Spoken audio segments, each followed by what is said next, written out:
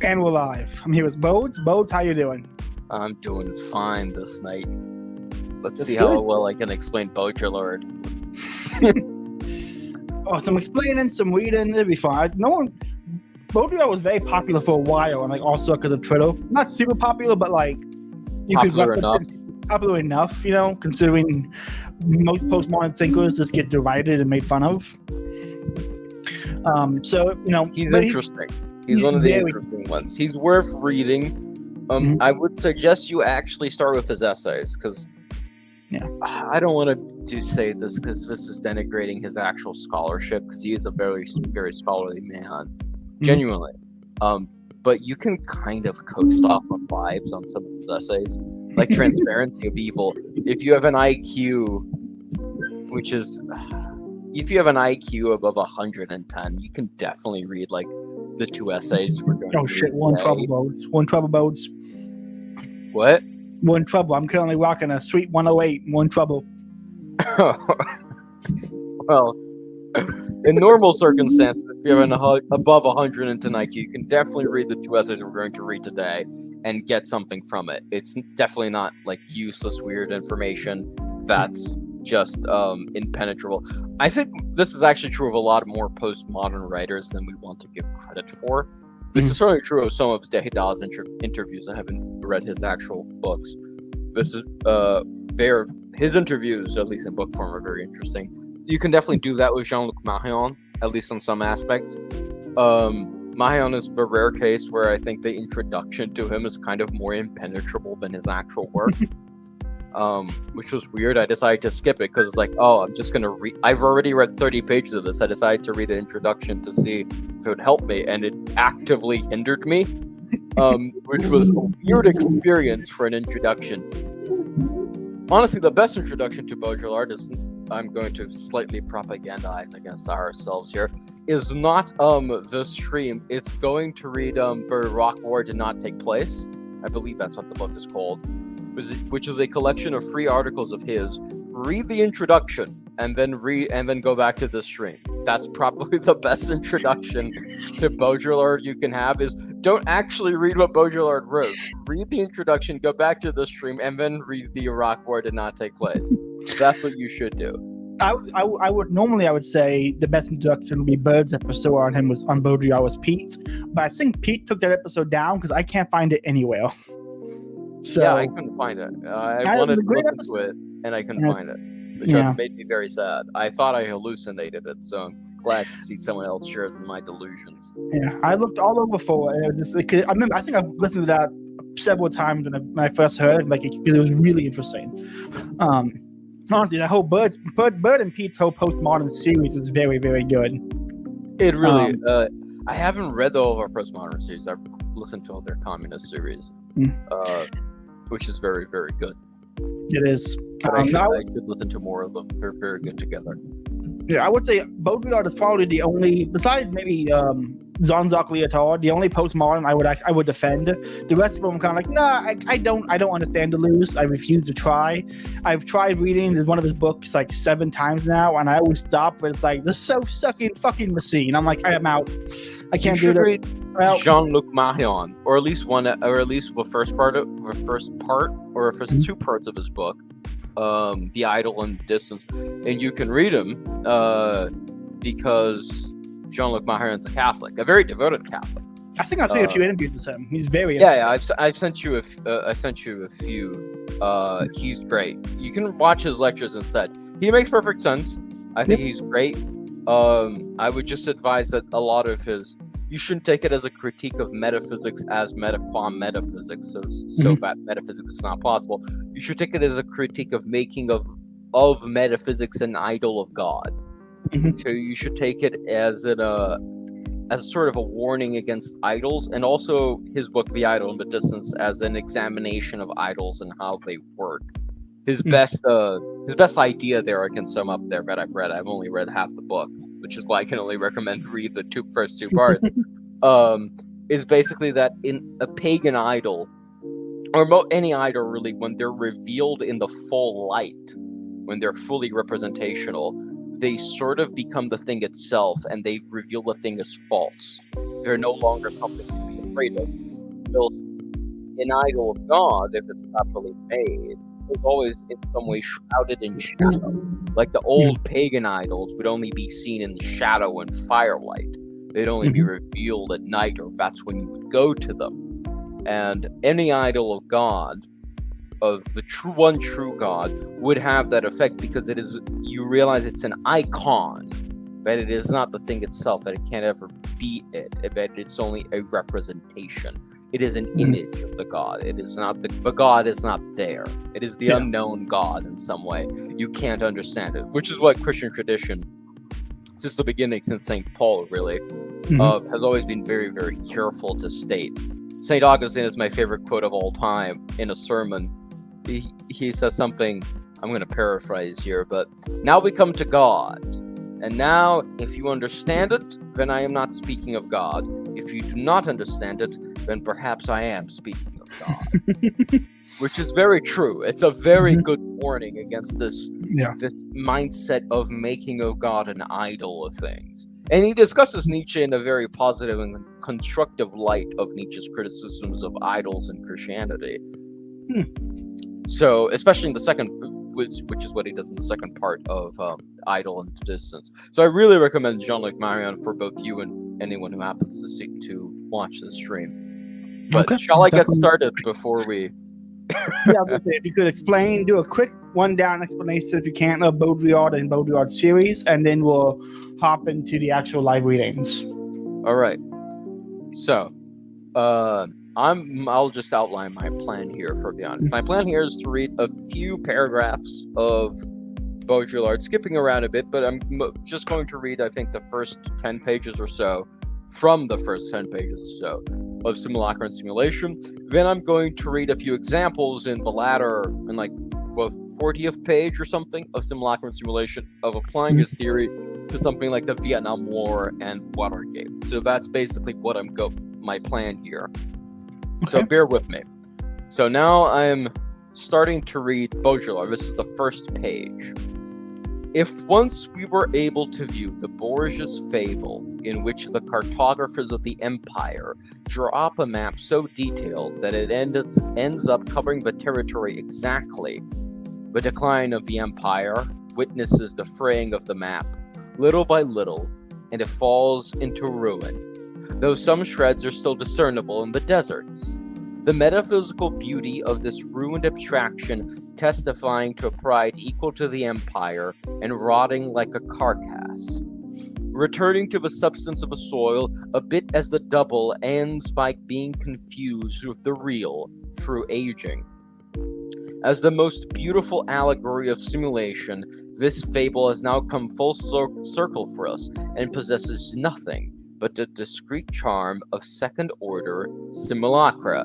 We can maybe get back to this as an example of simulacra and the difference between simulation and simulacra, but the basic story that he's reciting here is the cartographers of a great empire draw a map, but they want a map so detailed that it covers all the territory in its perfect exactitude, precisely as the territory actually is. So the map, naturally, has to stretch over the entirety of the territory, cover every building, every desert, every forest, every palace, everything.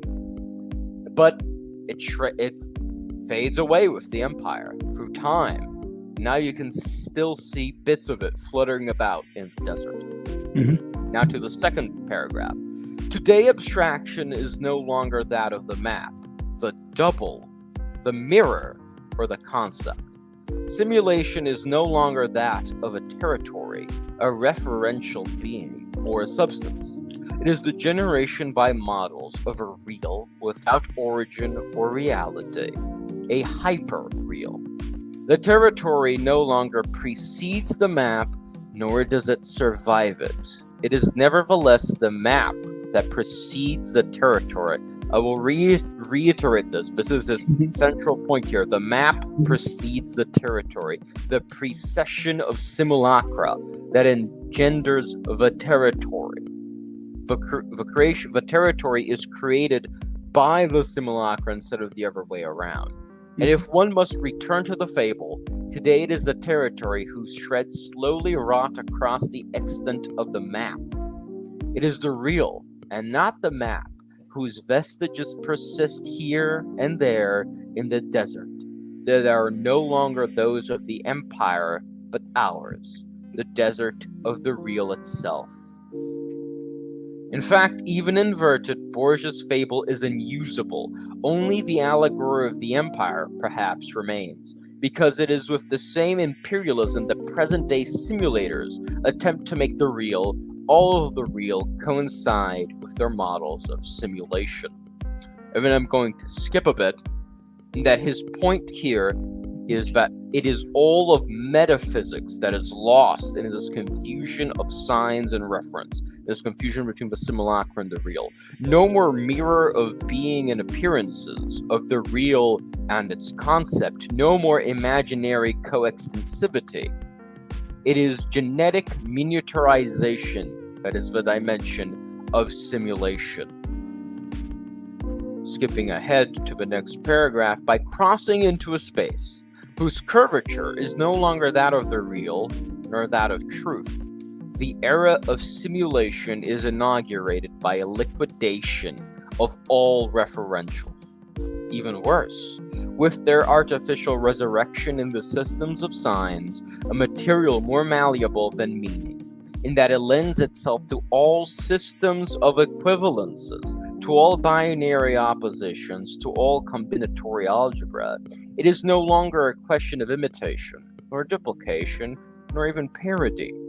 It is a question of substituting the signs of the real for the real.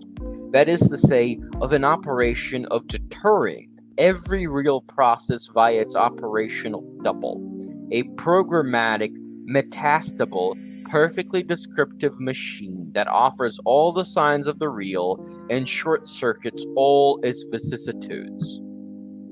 This is going to need some explaining up ahead, I assure you, and I'll try my best to get to it. He gives one example here of madness and homosexuality in the military, that one can act homosexual without being homosexual, but for the military, that is the same. That one can act mad, but so mad and so truthful to madness that a psychologist would say if he can act mad that well, that must mean that he is mad. And this is the very confusion between the signs and the reference. This is exactly what he means by the simulacra preceding the territory. Now I'm going to skip ahead a bit to his generation of images and their successive phases. Such a simulation, insofar as it is opposed to representation. Representation stems from the principle of the equivalence of the sign and of the real. Even if this equivalence is utopian, it is a fundamental axiom. Simulation, on the contrary, stems from the utopia of the principle of equivalence, from the radical negation of a sign as a value, from the sign as the reversion and death sentence of every reference. Whereas representation attempts to absorb simulation by interpreting it as a false representation, simulation envelops the whole edifice of representation as a simulacrum. Such would be the successive phases of the image. Phase 1. It is the reflection of a profound reality.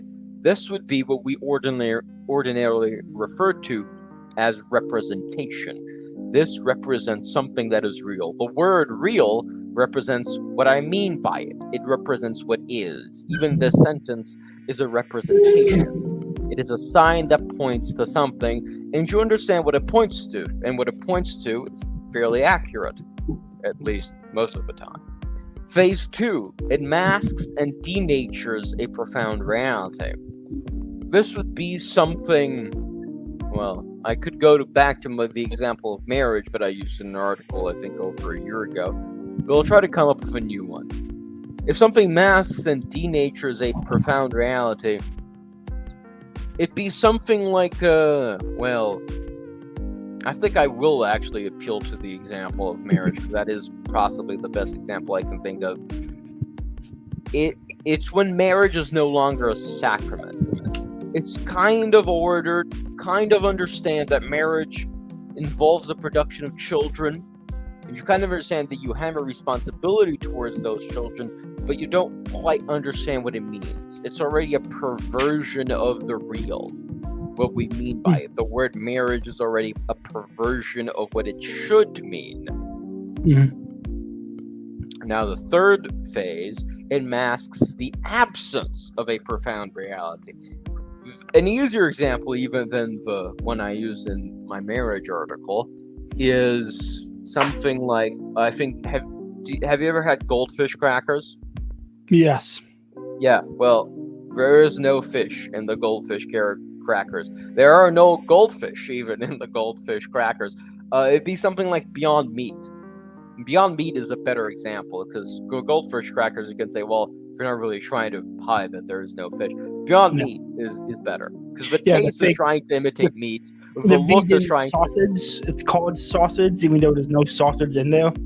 Yeah, there's nothing there. Yeah, it masks the absence of a reality. That's its role is to mask that. The entire vegan Beyond Meat, whatever it is to try and hide the fact that there is no meat. Yeah. In a way, while their bold proclamation that there is no meat at the same time is a proclamation that it tastes like meat. You're getting very close to home here, Bodes. I have had many arguments with my sister and vegan cousins over this. When they say, you want some sausage? I'm like, it's not sausage. It's cauliflower. Call it what it fucking is. Yeah, no. I've also had I guess you haven't had this because it's a very tropical Brazilian thing, but heart of palm. I even forget what it's called in Portuguese, but heart of palm is a very tasty thing. But I've had heart of palm pasta, and it tastes like shit. I'm like, I can't. I would rather go hungry than eat this. Thank you very much. I can't. This is not pasta. It's not that. It's not. It just isn't. You can't hide that.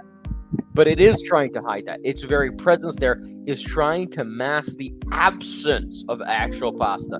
Beyond Meat is trying to mask the absence of there not being meat. Phase 4, it has no relation to any reality whatsoever. It is its own pure simulacrum. Now, if we follow my plan, I'm then going to read a few excerpts from him on Watergate and the Vietnam War. But do you have any questions before I proceed? I should also mention that to get in the mood, I did buy French cigarettes, Gauloise specifically, which I don't know which cigarette brand Baudrillard smoked, but this is the brand that Camus smoked. And I thought this was appropriate considering my history with him. Fitting. No questions yet. I do want to add a little anecdote about Baudrillard to kind of just give the listeners a physical perception of him rather than just the ideas. He apparently, when he died, his neighbor approached his, what I believe was wife, and said, "Hey, I have like 100 pictures of Baudrillard." Because he didn't know who he was. He just took a picture of him every day when he walked outside. And so he was like, "Why does he take a picture of my husband every day?" And he goes, every day he'd go out, he opened his mailbox, pick up the mail, and then immediately throw it in the trash. So based. Wouldn't any of it. So he has photos of Baudrillard just picking up the mail and trashing it. And so I think that gets into that little anecdote gets into a lot of the nothing that happens, the simulation of all the news and the go for it didn't take place. It kind of demonstrates that, I think. So before you got into that, I wanted to kind of give that little story to the listener. If I can find a picture of Baudrillard throwing his mail into the trash, I will have that as my Halloween PFP. I really will, because I'm holding strong to the line. But now is not the time to get into this. Now is not the time. Not yet. Let me just strike a drag of my cigarette, then I'll read about Watergate. So this is from. Are the French cigarettes, like other European cigarettes, no filter on them? No, there is a filter, unfortunately. I haven't found no filter cigarettes yet. Okay. My friend went to Europe and bought a few back, and they were fucking the greatest cigarettes I've ever had. These are really good. They're Gauloise blonde. It's what I found in duty free, really. I have more menthols as well next to me, the green ones. But not doing that in honor of our French hero that we're discussing here. So I'll read about Watergate now as an example of an application of his theory of simulacra to actual events, which I hope will get some viewers to understand it better. This is from a later chapter, or actually, it is the same chapter. It is like a page 30, I think, page 20 something, maybe, of Simulacrum and Simulation. It is of a section called Political Incantation.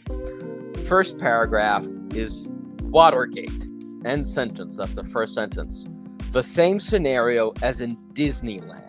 Effect of the imaginary concealing that reality no more exists outside than inside the limits of the artificial perimeter.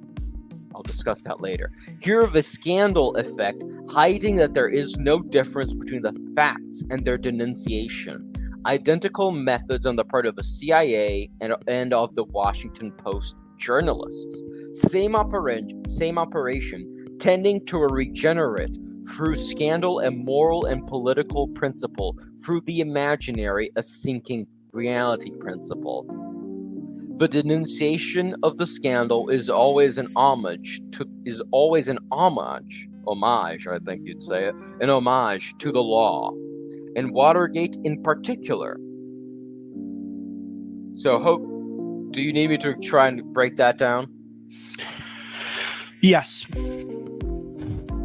All right, so let's go. So first, same scenario as in Disneyland. So we'll talk about Disneyland briefly, and his sentence to talking about it. If Disneyland, the effect of the imaginary concealing that reality no more exists outside than inside the limits of the artificial perimeter. Baudrillard, in this book, has actually quite some based words about Disneyland preventing adulthood.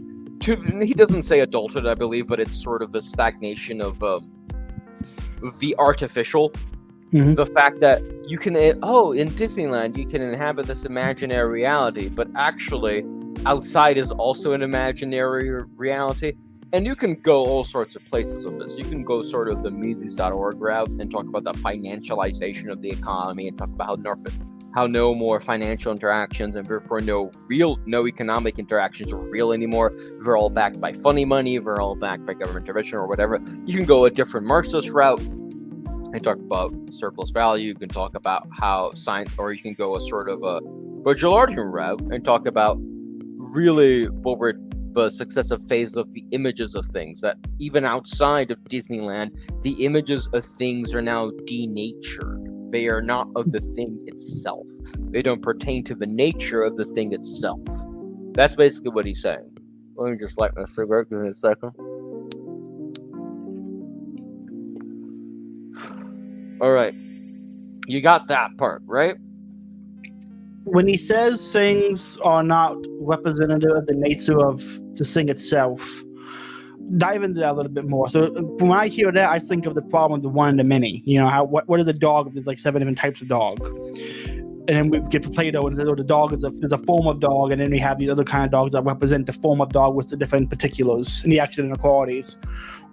That's how when I hear that, I think of that problem. What does he mean exactly by it's not tied to the we are saying, it's just an image of the saying? This is actually even linguistically. I actually learned those through a friend of ours, Doc Brown. I hadn't thought of this before, but I was watching a stream of Illegitimate Scholar. It's actually not common, for example, for languages to use different words, or at least it wasn't common, for languages to use different words to refer to a living cow and a dead cow. We call a living cow cow, but we call a dead cow beef. But even the word beef is already kind of a denaturing of reality. It is this isn't a cow, this is beef. There is sort of a concession to the fact that the slaughter did not take place. It's like, we don't need to call this cow because cow can conjure up all sorts of cute and cuddly images of an animal. Although, of course, this is not what took place linguistically, but it just so happens that this is the case. This took place through. I'm not going to get to the linguistics of it. You can watch Doc Brown's stream of Illegitimate Scholar. He gets into it, but it's very interesting. It took place through, sort of a class system of a Norman invasion of England, and that's how it spread from there. But really, it sort of already has this idea, or at least it becomes this idea eventually when beef is incorporated into the English language as just a word, as a noun, as it already sort of perverts an image. It's not hiding an absence of cow. Cow is in beef, but it is sort of denaturing it into something else. This cow becomes beef. It wasn't beef before because it was alive. It's an interesting little hiding tactic of it. That's kind of what he means by it. It's the signs of the cow that are hidden by it, no, not the signs. It is the nature of the cow, I should say, that is hidden by the signs we use to refer to it. Okay, that makes sense. So you can take it in a metaphysical route and start exploring metaphysical implications, especially linguistic and analytical philosophers probably should. I don't know. I don't actually know all the analytical scholarship of Baudrillard. I haven't looked into it, but it really is a sort of very interesting. You can take a lot of analytical stuff from it, which is very interesting. But that's what he means. So, any questions on the Disneyland thing, or should I move on? No, I think we're good. Please continue.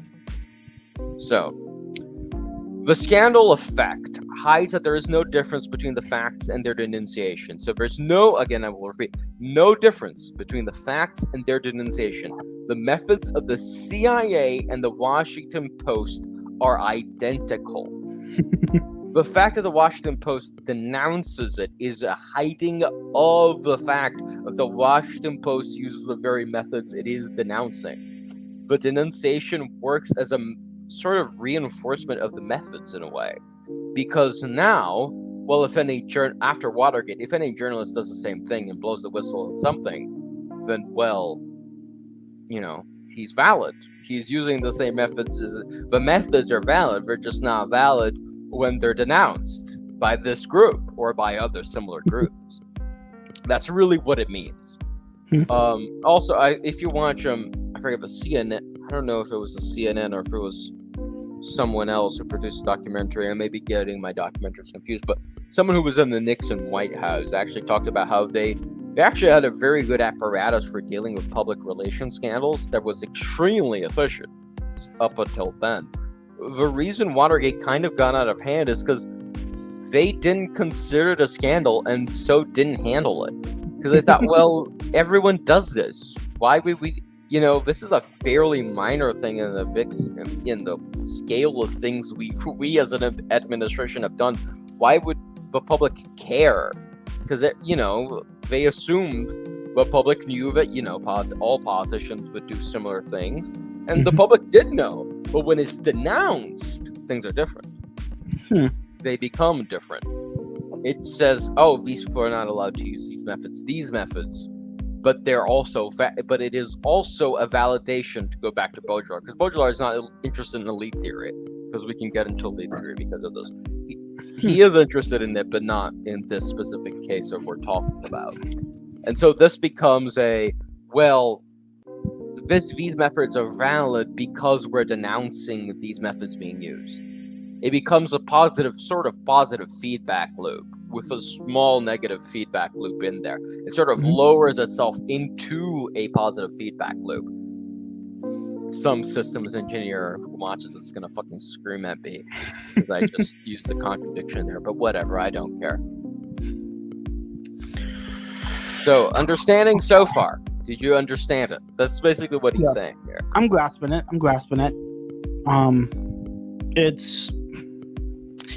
It's simultaneously, you immediately grasp it when you're like, oh yeah, this makes sense. And in the moment you start to think about it, like, but it's really confusing still. Yeah, no, I absolutely understand what you're saying. The whole cow example, the food example, the example you gave was the denouncing the Watergate. Yeah, this all makes sense. And you start thinking about that, like the implications of that, and trying to apply to other situations. Like, oh, that's a lot to think about. Yeah, no, sort of his point is that it is. He doesn't state it directly, but I think it is sort of implied that it is confusing to think about because the signs are confusing reality in a way, and the signs are confused amongst themselves and their references. In fact, they're not even referencing reality anymore, and they're not even referencing references to reality. They're sort of very weird. Or at least a lot of them are. And some of them are referencing references to reality. It's not all, I wouldn't say all signs are hyper real, but they're very weird. Well, this gets into Jean Baudrillard saying on meta narratives and the narratives the postmodern condition of knowledge and meta narratives, where it's like, well, how you and I might view a sign that will reflect something you might have coming from a meta narrative of Catholic background, mystic metaphysics, that kind of stuff. We might see a reflection of a sign and go, oh, this means that, and while someone else would see a completely different reflection because of the different narratives that come to that image with, just creating two competing meta narratives, and then you apply that to every single algorithm that produces a different meta narrative for every individual on social media. Then you have, and I completely, instead of having meta narratives, you have atomized individual meta narratives that you might bump up against another meta narrative as well. Like, oh, this guy and I agree on this, so we come to the same conclusions. And you trace it backward. I look at it from the American perspective, you look at it from the Brazilian perspective, and again, you're back into everyone has these competing narratives of how they interact with the hyperreal signs. Yeah, I think that's partly correct. There's certainly a critique of it in the sense that people can share narratives across. People can be swayed one way or the other. There's obviously overlap in the narratives, but even in the overlap, there's still the individual events may overlap, but the overall narrative might still be very different because of the amount of information and reflections of signs we're seeing among the individual algorithms that provide us with the news, quote unquote. Yes, Byung-Chul Han talks a lot about this in a few of his books, especially Hyperculture, I believe. He talks quite a bit. I shouldn't say a lot. His books are very fucking short. But he certainly talks about it in Hyperculture. It's worth reading a few chapters of that. So actually, it's worth reading the entire book. But he has a specific chapter where he really delves as deep as you can in like an 150-page short book about it. Who was it you said? What book? What book? Yeah, what book was it? Hyperculture. By who was it? You broke up when he said the author's name. So who was it? Byung-Chul Han. Oh, Han. We've talked about him before. Yeah, it's Han. You and I need to eventually sit down and do Scent of Time or Agony of Eros. Eventually, I'd love to do Agony of Eros. I've never read Scent of Time. Yeah, Scent of Time. Me, I read most of it. I listened to most of it on my Speechify app, and I'm like, oh, this is an argument for smoking. The entire book can be read as an argument for smoking. So, for the argument for smoke breaks in the Scent of Time. That's awesome. So you guys would definitely cover that eventually as well. But let's continue. All right. So now I'm going to read his two excerpts that I've taken from his commentary on the Vietnam War. So, why did this war, so hard, so long, so ferocious, vanish from one day to the next, as if by magic? Why did this American defeat, the largest reversal in the history of the USA, have no internal repercussions in America? If it had really signified the failure of the planetary strategy of the United States, it would necessarily have completely disrupted its internal balance in the American political system. Nothing of the sort occurred. Something else, then, took place. This war at bottom was nothing but a crucial episode of peaceful coexistence. It marked the arrival of China to peaceful coexistence. The non-intervention of China obtained and secured after many years China's apprenticeship to global modus vivendi, the global model of living. The shift from a global strategy of revolution to one of shared forces and empires, the transition from a radical alternative to political alternation in a system now essentially regulated, the normalization of Peking-Washington relations. This was what was at stake in the war in Vietnam, and in this sense, the USA pulled out of Vietnam but won the war. I'll read my second excerpt. And the war ended spontaneously when this objective was achieved. That is why it was de-escalated, demobilized so easily. This same reduction of forces can be seen on the field. The war lasted as long as elements, irreducible to a healthy politics and discipline of power, even a communist one, remained unliquidated. When at last the war had passed into the hands of regular troops on the north and escaped that of the resistance, the war could stop. It had attained its objective. The stake is thus that of a political relay, As soon as the Vietnamese had proved that they were no longer the carriers of an unpredictable subversion, one could let them take over. That theirs is a communist order is not serious in the end. It had proved itself. It could be trusted. It is even more effective than capitalism in the liquidation of savage and archaic pre-capitalist structures. The same scenario repeats itself in the Algerian War. These are the two excerpts I wanted to read. Any questions about the first or the second? I need to understand it if I can even ask a question. Let me think. All right, I'll talk about the first one, and I'll try to explain it. Please do. It's basically saying this war is not what you would traditionally conceive. The Vietnam War is not what you would traditionally conceive of a war. He talks about this in the same part of the book before and after the excerpts I've quoted. He talks about how a war is traditionally something you think about as a conquest for territory or ideology, but that's not what it's about. The war, this vicious war, is actually an episode of peaceful coexistence. In the sense that it's this war, the market it's marking was not that, oh, the USA lost an ideological conflict. Its marking is that China didn't intervene. Therefore, the USA won the ideological conflict. It has brought China into the fold. It has normalized relationships between Peking and Washington. That's one of the, in a way, even if it's not realized by any combatant in the war, that's what the war became. It's like, well, we managed, China didn't intervene, this is a victory. People forget, but there was actually, U.S. military, USA troops in China did fight in the Korean War. This is an episode of peaceful coexistence. It's no longer a war as traditionally thought. This is the first excerpt. The second, where he says that the war lasts as long as elements that did not fit in a healthy politics and discipline of power remained unliquidated. What he means is, as long as the real revolutionaries, the guys who were really wild and ruthless and crazy, remained unliquidated, the war continued. And then when they were all killed by American troops, the war could end. Because now the North Vietnamese, which were the communist ones, could be trusted. Because now they had killed all the really wild, weird communists that started the uprising, and now only sensible, or at least trustable, bureaucrats remained. I mean, sure, they're communistic, but they're eliminating all the pre-capitalistic structures of Vietnam, and they're sort of helping it integrated into a larger world economy, even if only a part of it. It'll take a while for Vietnam to really open up economically if you look into its history.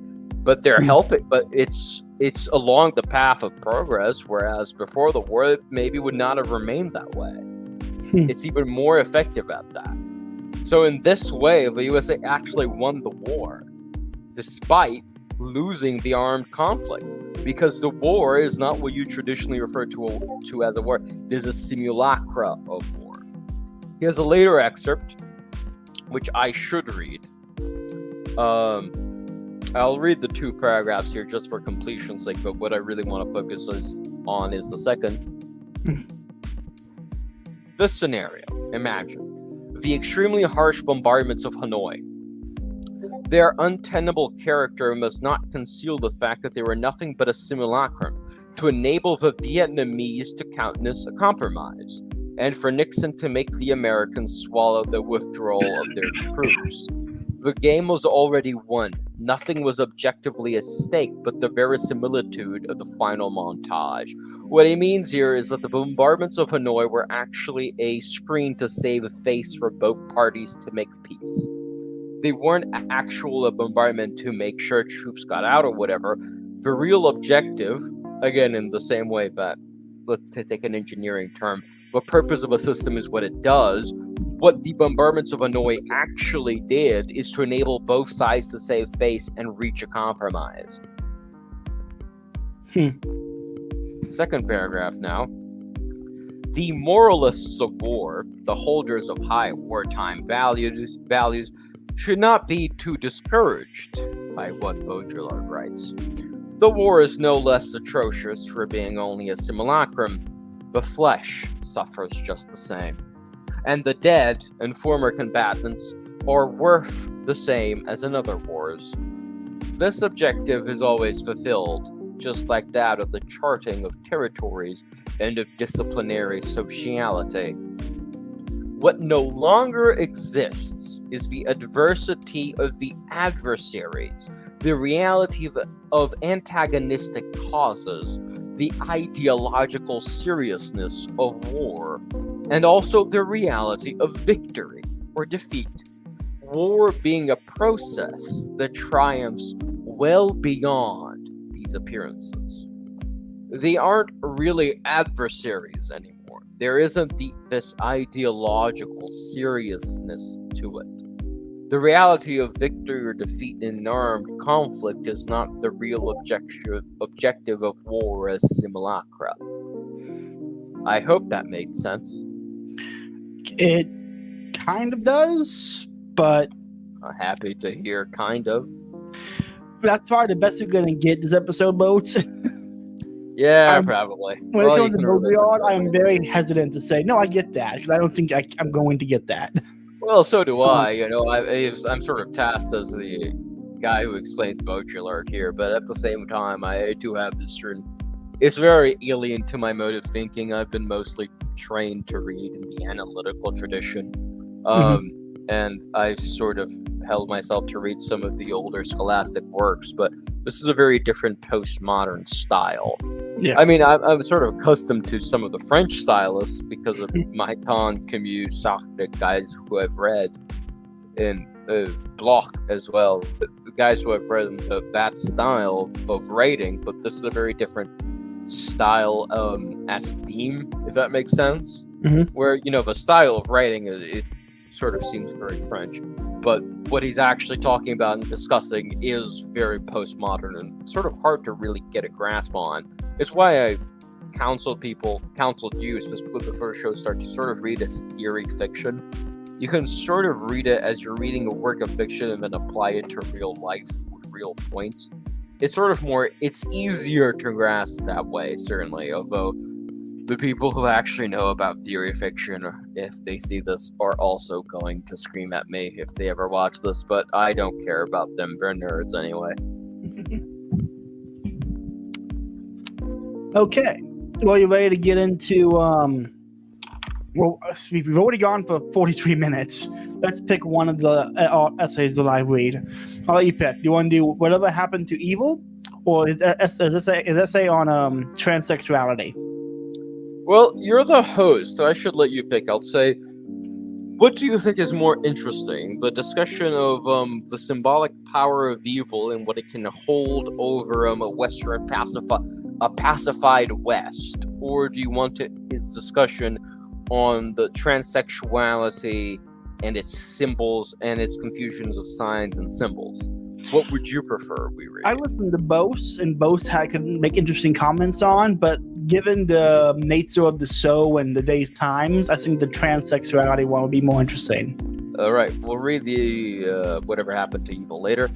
Do you have the essay? I think I sent you. I have it up here. I'm about to share the screen once I get to the correct one. You should share the screen, and I can read it if you so wish. Please do.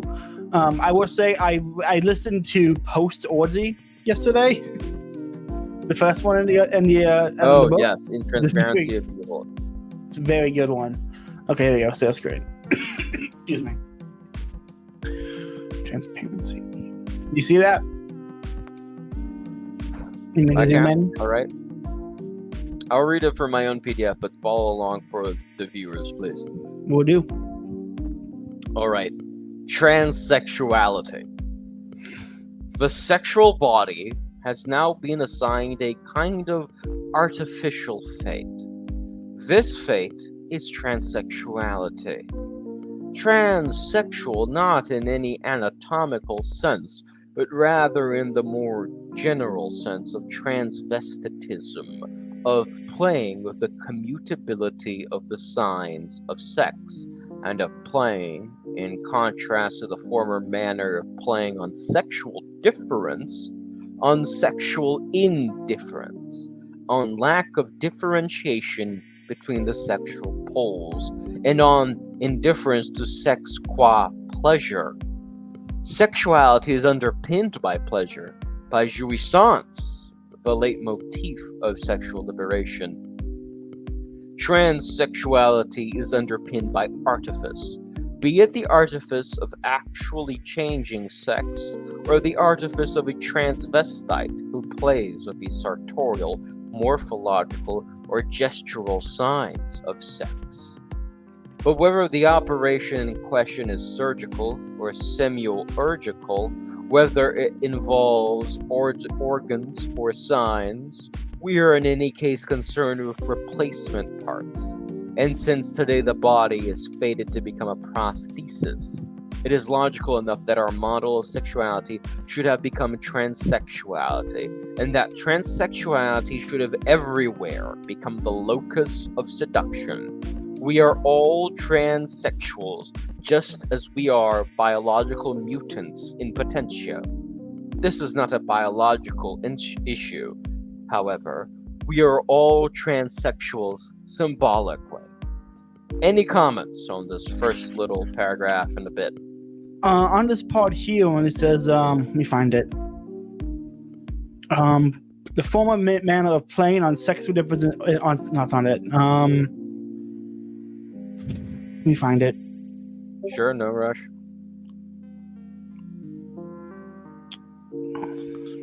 Well, regardless of the whole point here, it reminded me of. There's a weird trend. It was on Twitter for a while before Elon took over, and we lost a lot of weirdos. But now it's migrated to TikTok. There is a weird obsession with supposed straight guys and femboys. And I can't help but see that as the choosing of that over actual women has choosing the simulacrum over the real, because it is now more real than the real. Which is that, yes. It's a weird thing to put the memeability of the child, because it's weird. The terms they use for it are also very weird, because they use terms like femboy with childbearing hips. It's like, I'm sorry, childbearing hips require childbearing. So you kind of, it's a weird trend to see happening, and then to kind of put it in this context makes it even a little weirder. I also remembered I wanted to ask you a question about the go forward and take place. I just remembered it. So I want to jump to that real quick. I was reading a book today on Rome's golden age, on the Pax Romana, and by Tom Holland. And he got to the point of Caesar Augustus, who committed suicide because he kept getting dispatches saying this guy had mounted this force to ride into Rome and take him out. And there was zero conflict, and only blood that was said was him killing himself, because all he got was dispatches and news effects saying he was going to die. So instead of there being any actual conflict, it was a coup that took place only through letters. Which just seems to me, I don't know if it's a Baudrillard point, but it seemed to me like a very similar event, you know? Yes. Any thoughts on that?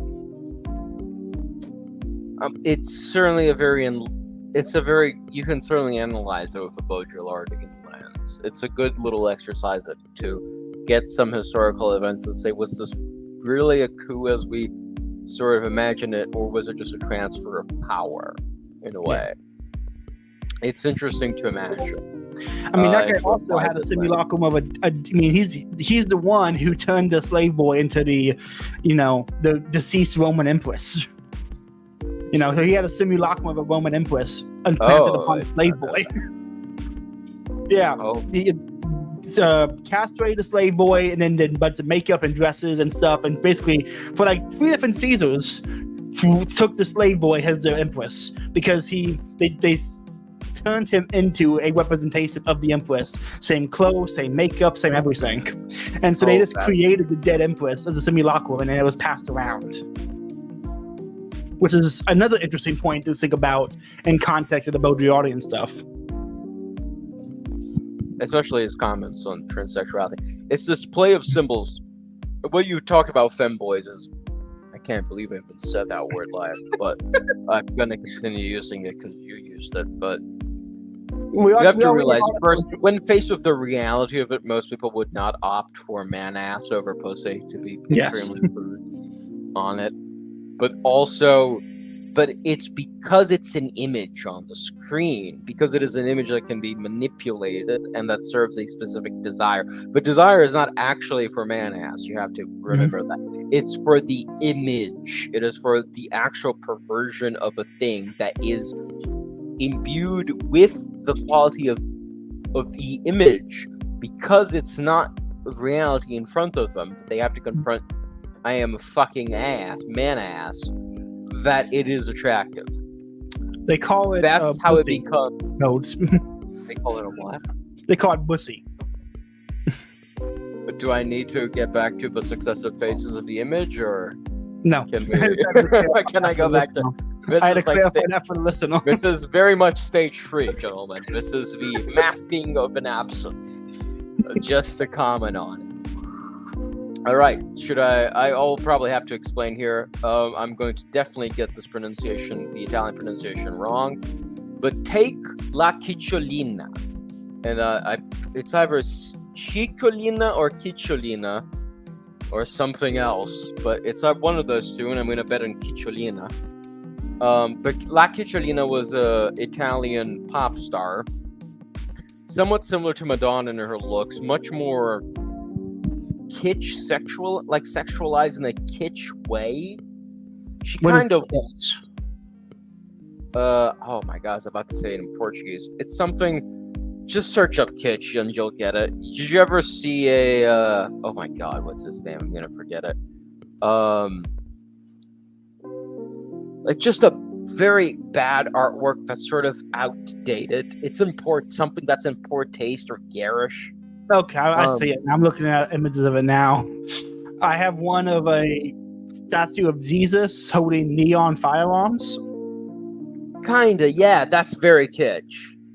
I'm gonna forget his name. There's even a novel I read recently about Houellebecq, but I'm not gonna remember it. God damn it. He's such a good example of kitsch too. That makes me sad. Yeah, that's kitsch. That's very kitsch. I'm actually gonna look this up. If this doesn't show up with kitsch Michael Jackson. Yeah, Jeff Koons. Literally search up Jeff Koons art, and all of his art is kitsch. Scroon had a very great point. Koons is Koons. It looks like giant inflatable balloons. Yeah, that's part of it.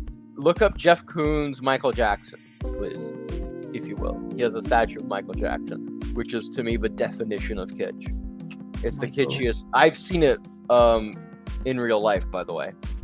I was in Norway recently. Apparently, it was there. Yeah. What the hell am I looking at? That's the definition of kitsch.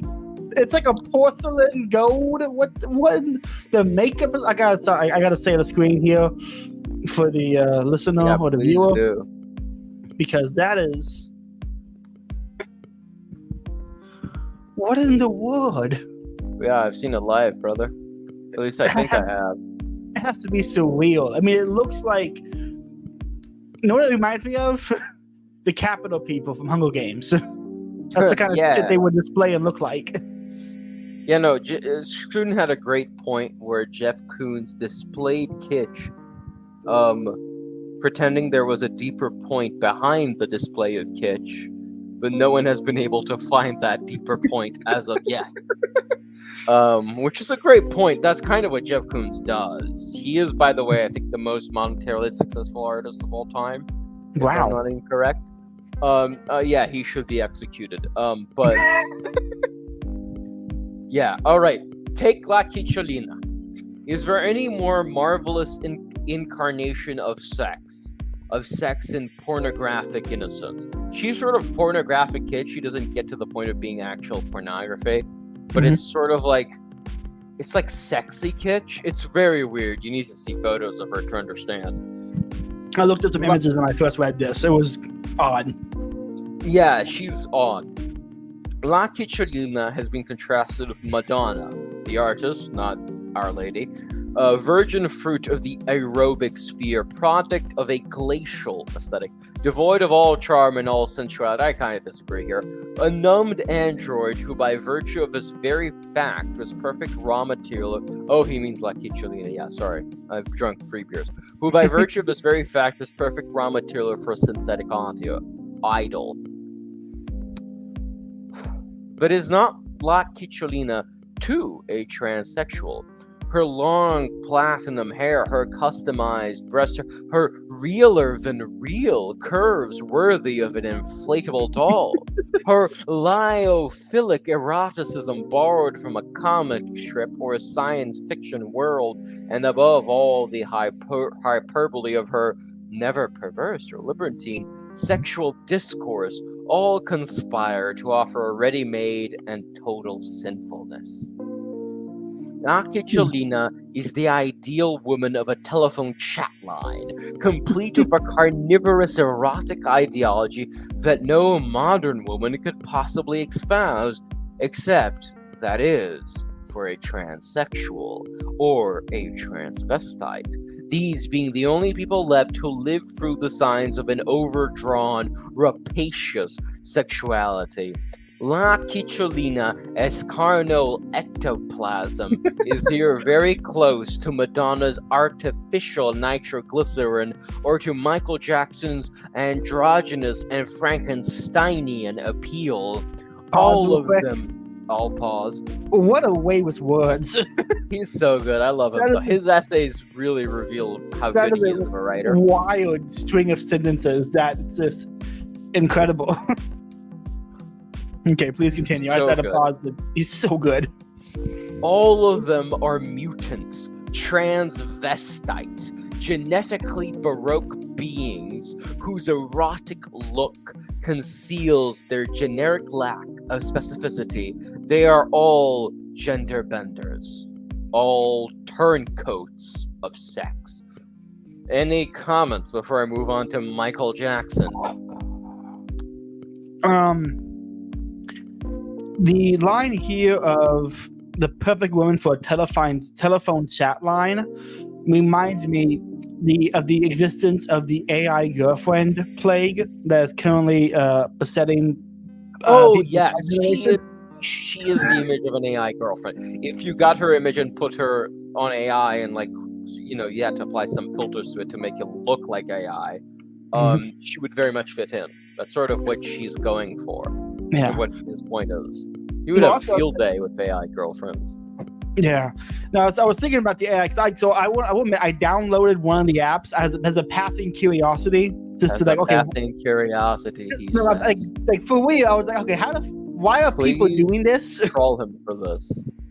Okay, whatever. I only used the app for like a day before. I'm like, this is weird. Only for a day, he says. Okay, I downloaded it for a day. I'm like, this is odd, because it would also alert you, like when he weren't using the app. Like I tried it out for him, and I'm like, okay, this is weird and interesting. Let me think about it. I put my phone down.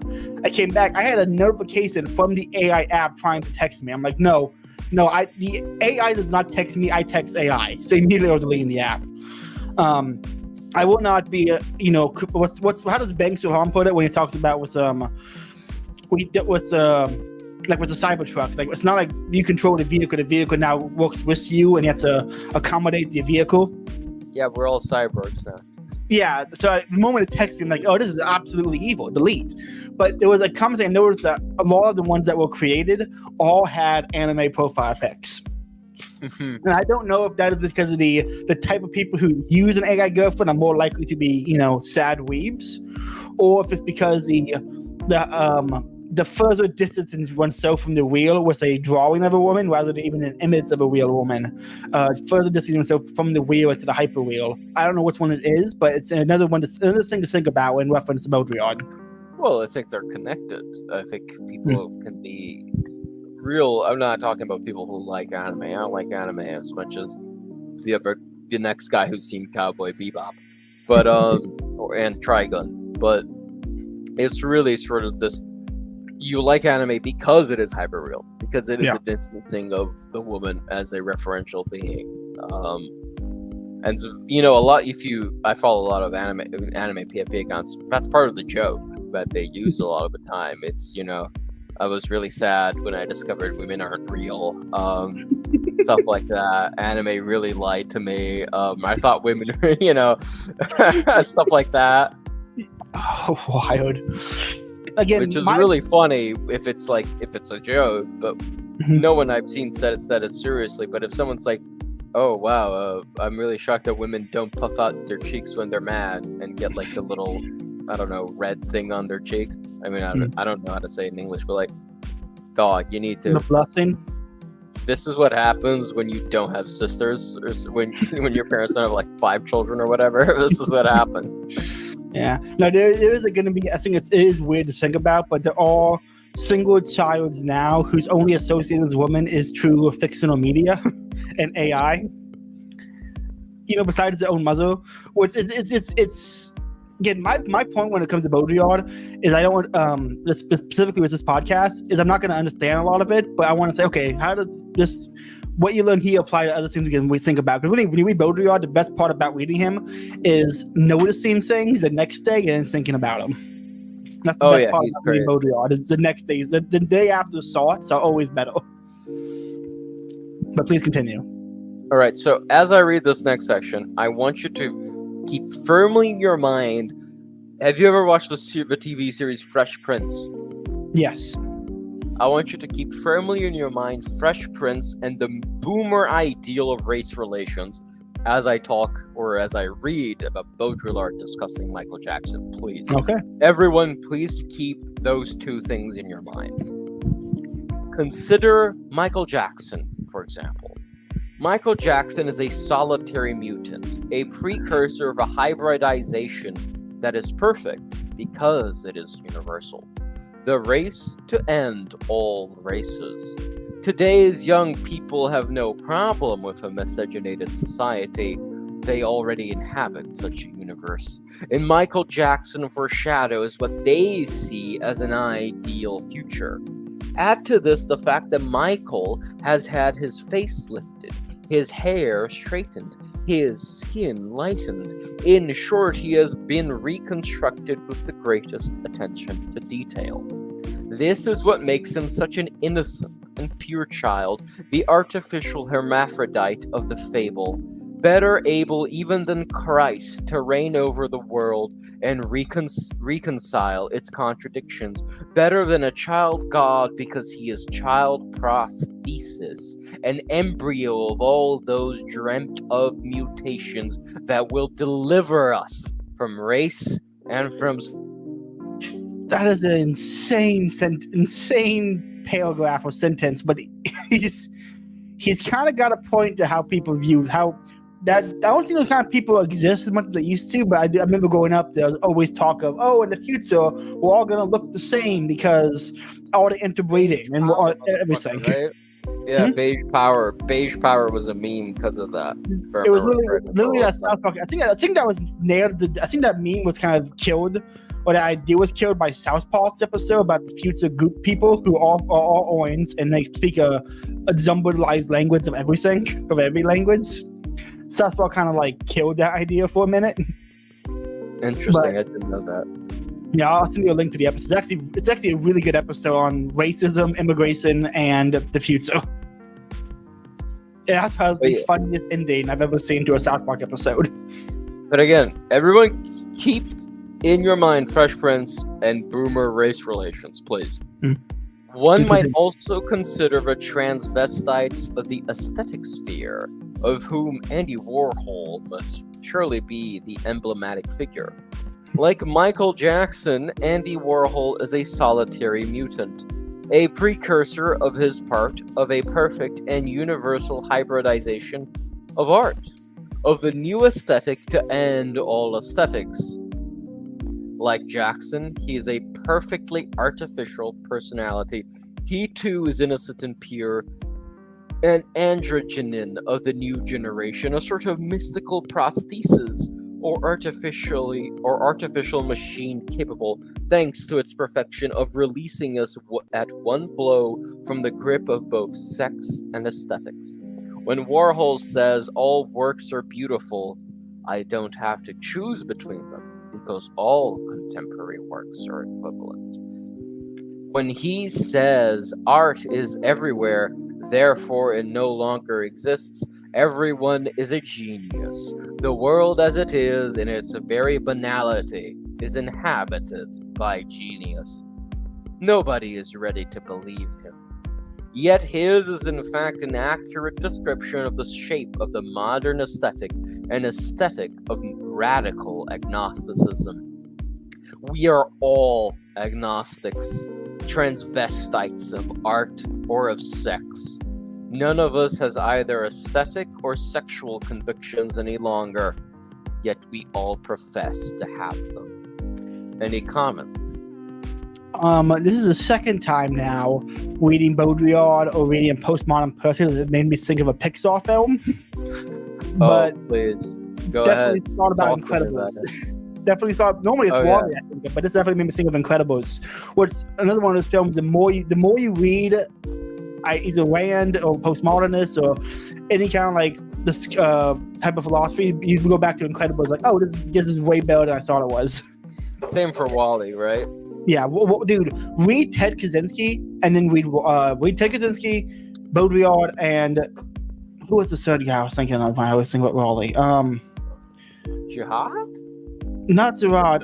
You could read him in a Jihadian lens for a lone worker who redeems the earth, who's a sort of a scapegoat. Oh, you could definitely, dude. The fact that the chick who shows up, who wakes him from his loneliness and only doing this program task, is named Eve. Yeah, Evie. Yeah, right. There's so much in Wally to talk about. But no, I was thinking of the cyberpunk stuff. You know, when cyberpunk stuff, I was like, oh, we're gonna be more machine than man. Gibson, where does the soul go? Nick Land, maybe for some of it. Like, you know, did you ever watch the TV show Ed's Runners, the cyberpunk TV anime? Yes, I loved it. I thought it was really fantastic, right? So now in the show, one of the points is like the more modifications he got, the more likely he was to go insane. Because like, where does the soul go when you replace the body with some scene? Yeah, that's built into the tabletop. Actually, it's called Going Cyber Psycho. Really a great mechanic. I think this would be involved in the game, but it's not, sadly. But anyway, the point of that is that's the cool version of the cyber psychosis thing was like, oh, where does the soul go? He's more machine than man. I think the actual, if it does come to pass, if anything happens and it comes to pass, it's going to be the Wall-E kind where we're so dependent on machines to exist that are you really existing, or are you just the pet the machine takes care of because your ancestors programmed it to take care of you? Do you just transition to the pet role of the machines actually doing everything? But again, that's really Pixar's way better. Everyone knows Pixar's great, but there's a lot of they get it. You know, I don't know if that's deliberate or if it's just the spirit of the zeitgeist speaking through them, the future ghost of James Lindsay possessing the past. But it's definitely something to think about.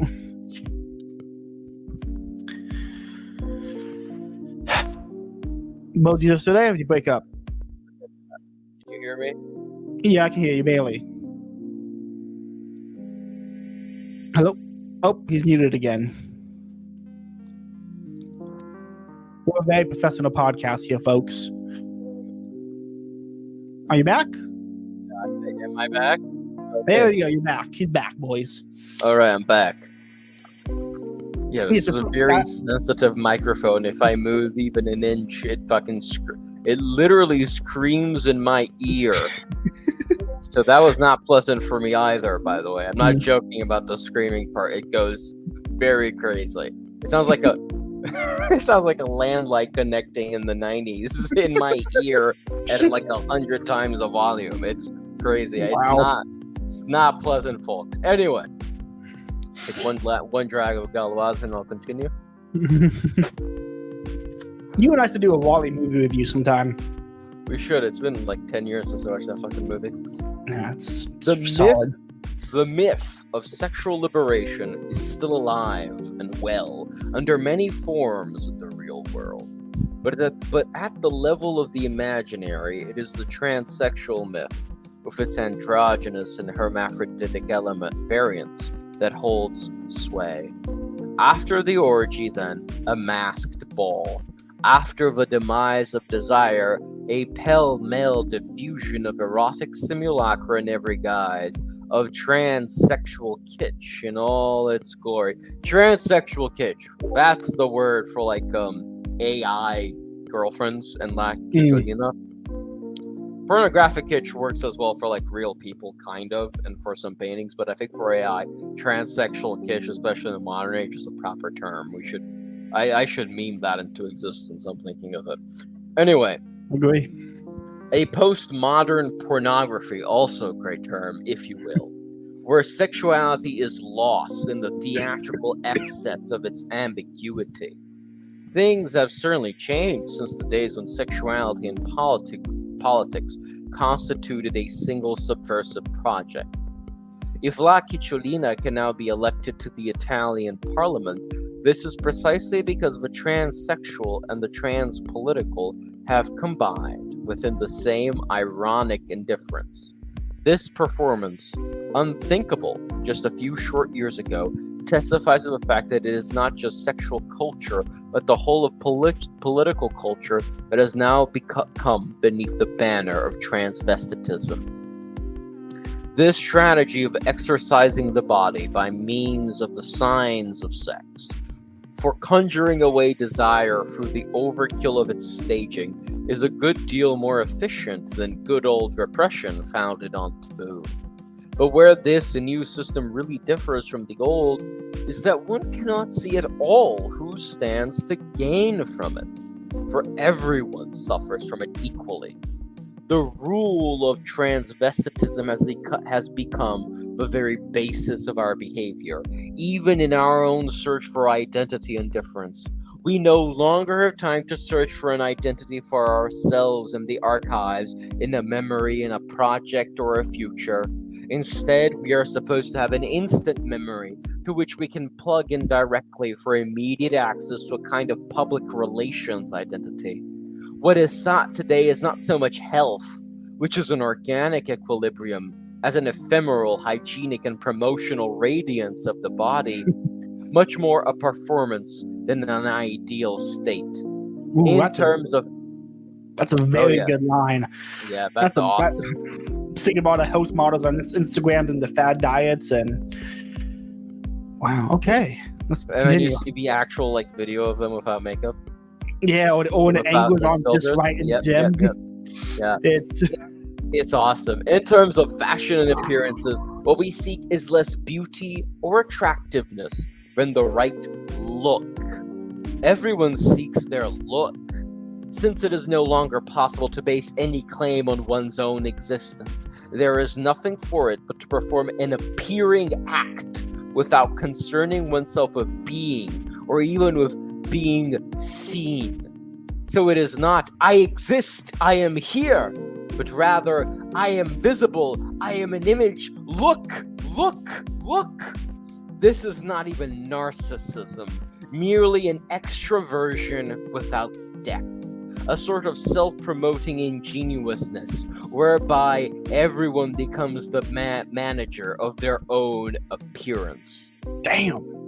He's so good, isn't he? Insane. The look is a sort of a minimal low-definition image, like a video game, or what McLuhan would call a tactile image, an image which draws neither attention nor admiration, as fashion still does, but is no more than a special effect with no particular significance. The look is no longer a function of fashion. It is a form of fashion that has been overtaken. It no longer even appeals to a logic of distinction. It is no longer founded on an interplay of differences. It plays at differences without believing in it. It is, in fact, indifference. Being oneself has become a transient performance with no sequel, a disabused mannerism in a world without manners. Any comments? Just a bunch of shots and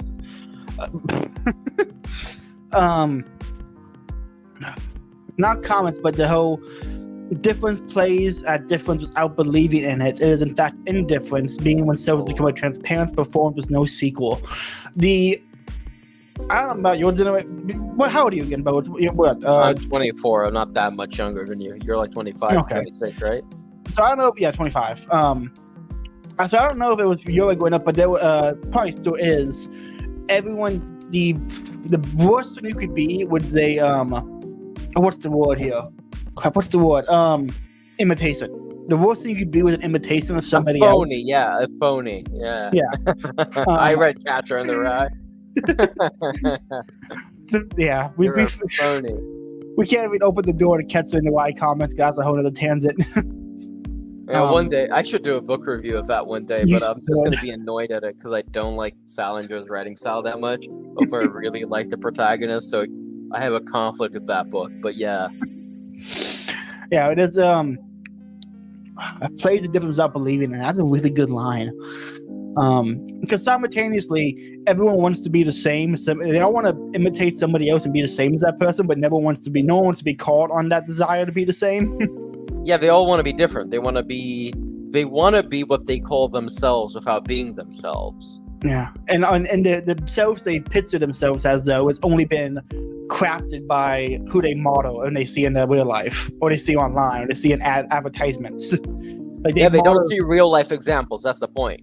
Because if you base yourself on real life examples, or even like, oh, I'm going to try to talk like this guy in this book or this guy in this movie, that's actually, you're still copying an image, but you're trying to incarnate it in a way. But when you present yourself as just an image, as just a persona online and nothing else, it's very different. You become that, you're just an image, and then you say, look, I'm gonna actually quote this section again. It's not even where he says it's not even narcissism. What is not? Let me see if I can find it. It is not I exist, I am here. You're not saying, I'm a being. I don't. What he says with, you're not even concerning yourself with being or even of being seen. You're not like, want to be seen as me. I want to be seen as something, as myself. I don't want to be perfectly seen because that's impossible maybe, but I want to be seen as a subject which exists here and now. You're not saying that. You're saying, I am an image. You can see this image. Please look, please look, please look. That's what you're really trying to say in many of these cases nowadays. Which is why I really love Baudrillard, and I think he's only gotten more relevant with time, not less. It reminds me of all the Catholic convert types who immediately start smoking cigars and dressing like Chesterton. They adopt those mannerisms and images. And I mean, listen, I'm as guilty as anybody. I read Belloc and started smoking cigars again. I'm just as guilty as anybody. I even looked up the type of wine Belloc drinks and tried it. I'm as guilty as anybody at this. But it is. But there is a difference when you're not doing it. Because there are people who definitely do it to be seen, but when you're doing it to fit in, you're sort of wearing a uniform and pledging allegiance to something. That's still kind of phony in a way, but that becomes sort of almost a beholden Caulfield critique of it in a way, where eventually, if you do it enough, and you're like, I want to be the kind of person who reads Faulkner, I want to be the kind of person who reads Dostoevsky, and then you read it, and then you like him, and you can talk about it. It's like, well, you now are the kind of person that reads Dostoevsky because you LARPed as the kind of person that read Dostoevsky. Yeah. Like, you sort of become that eventually, but when there's a guy, a Catholic influencer, who does that online to be seen, it's like, okay, dude, you need to cool off your jets for a minute there. The Orthodox convert who immediately stops saving. Yeah, have you considered being normal? I hate to use this word, especially because of Kamala now, but have you considered just chilling out and being a little normal? You don't need to be the social media influencer or whatever. You don't need to be that guy. Or even have you considered being weird? Even that. Have you considered being weird? Because most people are actually fucking weird if you talk to them. None of them are normal. I've met people who... every normie you meet is fucking bizarre. I swear to God. I swear. There is no one who's like, oh, they're just perfectly boring. Even when they're bored, like, I remember when after my driving test, I was stuck in a 3-hour drive. My instructor was driving us back with like 2 or 3 other people in the car, and this one guy next to me, you know, the most normal guy you could ever think of in terms of appearance and how he talked. But he was an ex-convict actually, and his life story was interesting. And then he started talking about his daughter, and I was like, you know, that's very cute. And then he didn't stop talking about his daughter for 3 hours until I got home. So, and I wanted to fucking strangle him. Like, even normal people, like, it's extremely boring. I got it. You don't need to keep showing me photos and talking about her. I got it. Like, even the fact that he's boring me with this is interesting, because most people would not go on about their daughters for 3 hours. That wouldn't happen.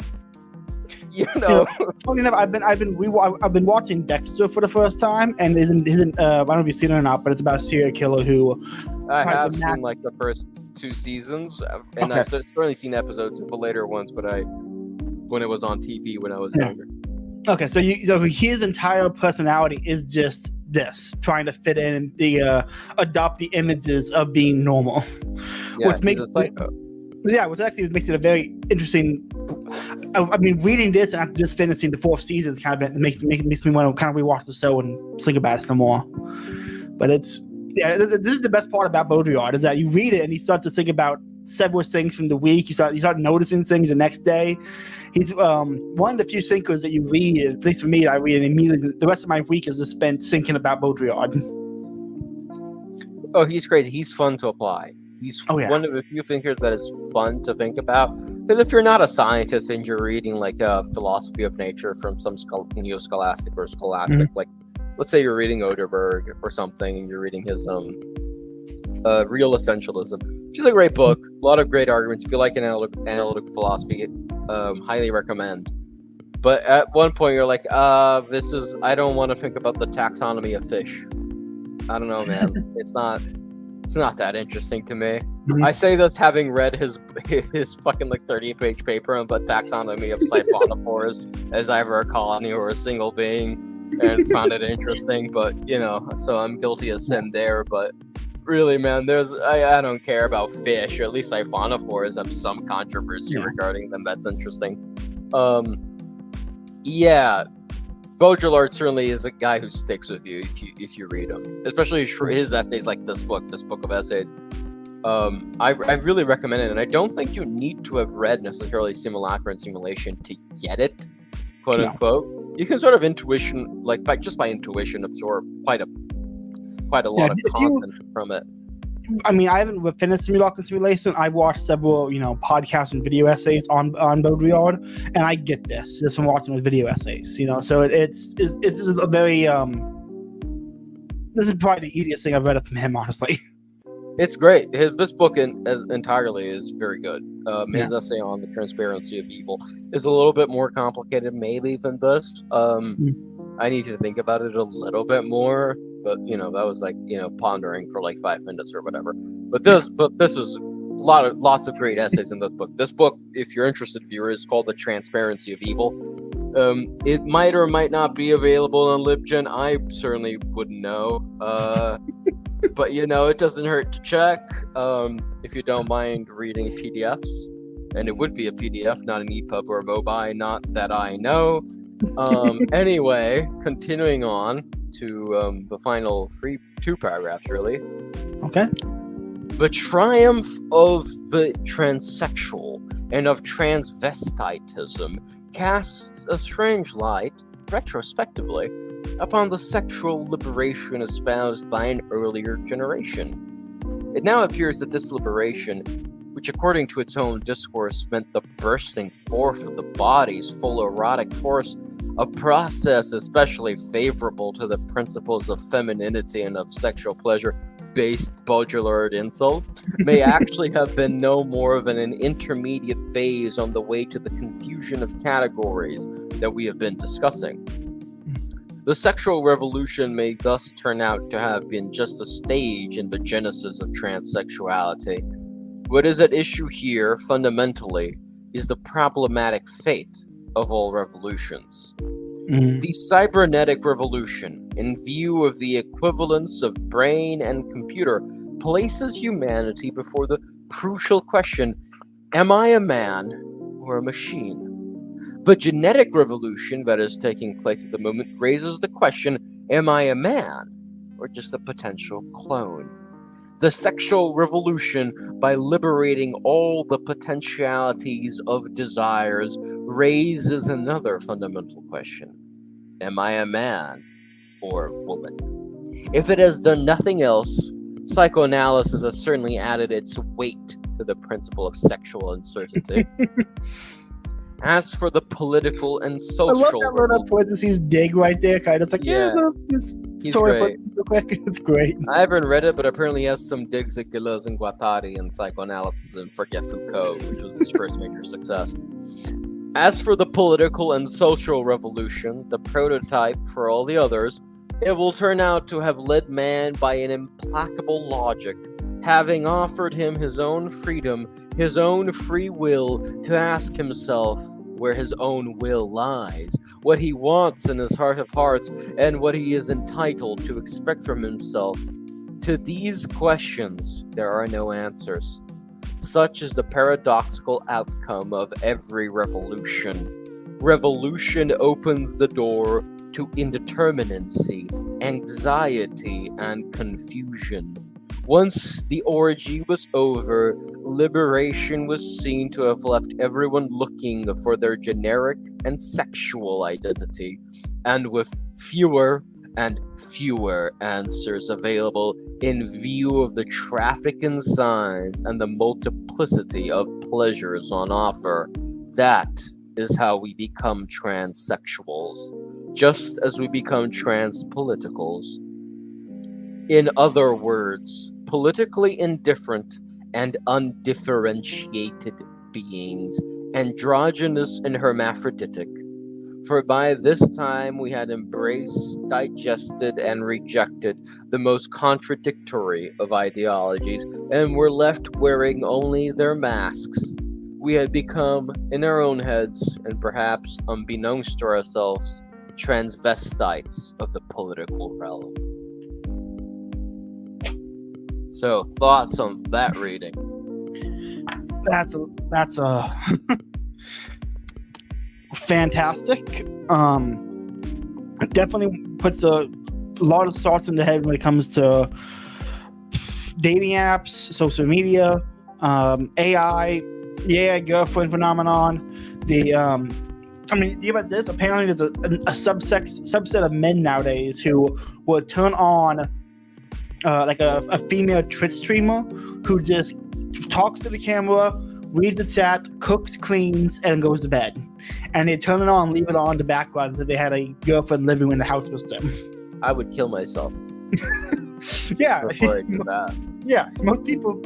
I'm actually not gonna finish that sentence. I'm not gonna continue on that one, but it's the end. I think every time I read Baudrillard, there's always two thoughts that are left to me. One is, we're fucked. How do we get out of this? I don't know if we do. And the other thought is the recognition of how many decisions we make and people make when they choose the simulacrum over the real, because it's I've been trying to think about why that is, like the obsession with the beyond meat stuff, or the picking of AI over real. Is it ease? Is it status? Like, what is the cause? I'm beginning to think there is a inherent fear of the real, because the real. What's the one I'm looking for here? I'll use an example from Mariton. No, you're probably right. I was going to discuss how it's probably ideology more than anything, and that then confuses the signs of the real as sort of a conciliation between ideology and what is a product already like beef. That sort of becomes a confusion there, but it probably is ideology in itself, but the ideology. Not the ideology itself, because what is the ideology itself? A platonic ideal? It doesn't exist in like a platonic space. It's a set of ideas, and some of those ideas are just animal, and suffering may exist in a platonic space or whatever. But what it really happens is There are people who do not like the reality of animal suffering, but they want the product of animal suffering. Yeah. That's what happens there. They want the disconnect to be more disconnected.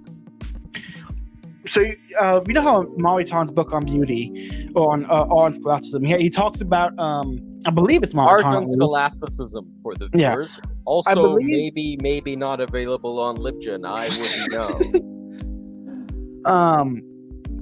He has a point. I want to say it's Mariton, but it might be someone else. That beauty imparts an order upon you to almost beauty, real beauty, almost imparts a command upon you to go and tell others of its beauty, to share the real with the others. I don't know if it's Mahitan, but Scruton talks a little about this. This may be Mahitan. I know Mahitan book was a big influence on a Scruton's own development of aesthetics, especially in his short book Beauty. And I begin to think that reality of beauty imparting the command to share it. I wonder what there's a connection there between I would argue in some cases the actual feel of the real. There's at least I was talking to my Zen Alpha cousin. There was, when you talk to him about like real dates or real women or real food, he has like the aversion to it, not just like a simple like I don't really want that, like an actual like feel and aversion to it. So I wonder how much of it is when you encounter something real, it does raise a question, or you encounter something that is really good. Like he's the example I gave. When he started having sex, he immediately started asking me about the Eucharist. He encountered something good and wanted to know more about other good things. I wonder if there's a level of fear and aversion to real, because the real things raises questions they don't want to grapple with. Oh yes, it most certainly does. It raises. I mean, even sodomy, some men, or women, I guess, might turn to sodomy because they don't want to grapple with pregnancy and its long-term consequences. It sort of faces you with the meaning of the thing. And you have to project that meaning forward into the future. You have to ask, what is the end of this project that I've embarked upon, whether it can even be just a sexual encounter.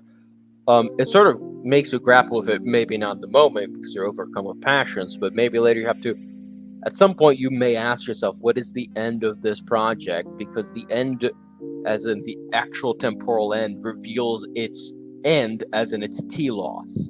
Yeah, what is the it meant real to things accomplish? real things invite a question of teleology naturally. Whereas sodomy doesn't do that. You can have a quote-unquote lesbian relationship with no sex. You're just reinventing nuns in a way. You're just because you can have like, oh, these two lesbians really love each other, but they never kiss or caress or finger each other or whatever. They never do any of that stuff. It's like they're just two celibate women living together. They're nuns in all but religion, dog. Like, you're reinventing a concept. They should be in a monastery. You're you're reinventing a perverted version of being a monastic. That's what you're doing now. You should just join a monastery. It'll be easier on your soul. Yes. I have no more final thoughts on Baudrillard. I don't recommend everyone read him. I recommend you listen to a few podcasts on him and then maybe read him. Because I think it was Bird, he said Bird was talking about Nick Land of Baudrillard.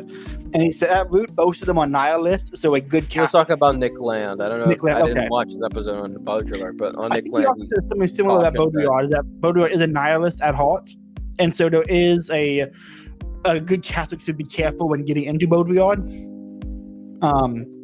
So I will posit that out as like a little, soft warning. But I arguably one of the most interesting thinkers I've ever read. Top 4, at least top 3 for sure. Just absolutely incredible, and arguably one of the best writers I've read.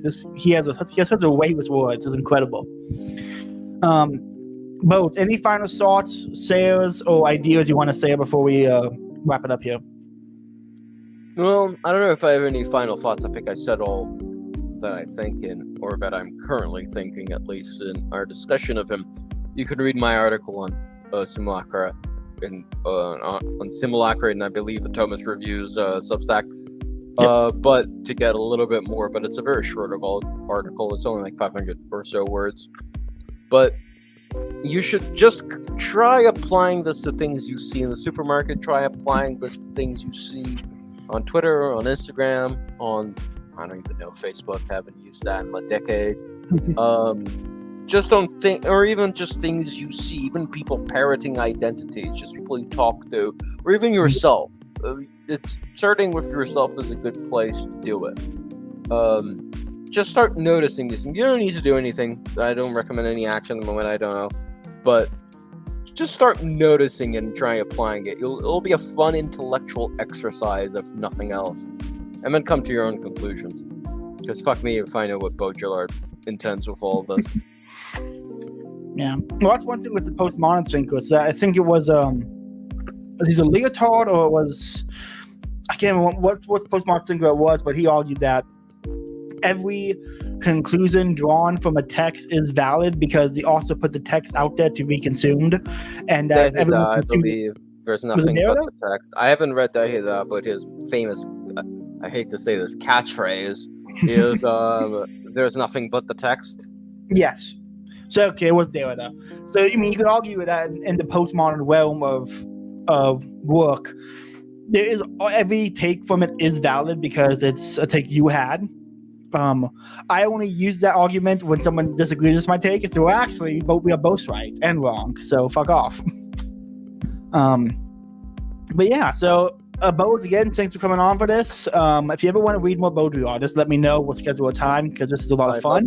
We can read Trends of the Whatever Happened to Evil next. And now that we've explained Baudrillard, I had that little opening, we can maybe fit 2 in per episode because this went for an hour and a half. Yeah, I think the first 40 minutes or so were dedicated to me trying to explain a few basics of the simulacrum and simulation theory, just to give everyone a basic idea of what Baudrillard is about.